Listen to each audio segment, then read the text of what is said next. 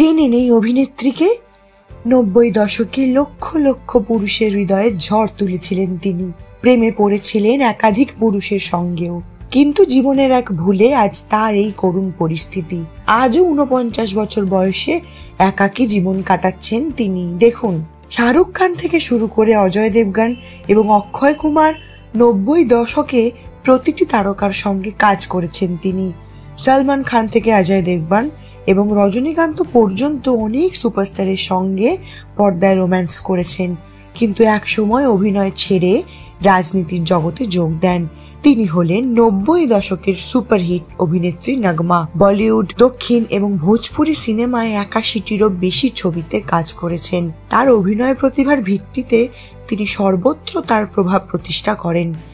তবে তার কেরিয়ারের চেয়ে ব্যক্তিগত জীবনের জন্য বেশি শিরোনামে থাকেন। নগমা তার চলচ্চিত্র কেরিয়ারের 3 বার বিবাহিত নায়কের সঙ্গেও প্রেমের জন্য সংবাদে ছিলেন। শুধু তাই নয়, ভারতীয় ক্রিকেট দলের সঙ্গে তার নাম এতটাই জড়িয়ে ছিল যে তার প্রেমের গল্প তখন সবার মুখে মুখে ছিল। কিন্তু অভিনয় জগতের এত মানুষের সঙ্গে যুক্ত হওয়ার পরেও নগমা বিয়ে করেননি। আজও 49 বছর বয়সে নগমা একাকী জীবন কাটায়। দীর্ঘদিন গ্ল্যামার দুনিয়ায় রাজত্ব করার পর হঠাৎ করেই ফিল্ম ইন্ডাস্ট্রির বিদায় জানালেন অভিনেত্রী। নগমাকে কংগ্রেস পার্টির সদস্য এবং প্রায়ই রাজনৈতিক কর্মসূচিতে সক্রিয়ভাবে অংশগ্রহণ করতে দেখা যায়। রাজ পরিবারের সদস্য নগমা। মাত্র 16 বছর বয়সে সলমান খানের সঙ্গে কাজ করার সুযোগ পান তিনি।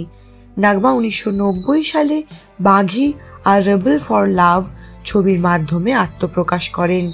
অভিষেক চলচ্চিত্রের পর তিনি চলচ্চিত্রে প্রচুর কাজ পান। আত্মপ্রকাশের পর তিনি ধর্মাত্যা, খুনি, পুলিশ এবং মুজরিম, ইয়ালগার, আসামেধামের মতো ছবিতে তার অভিনয় দক্ষতা ছড়িয়ে দেন।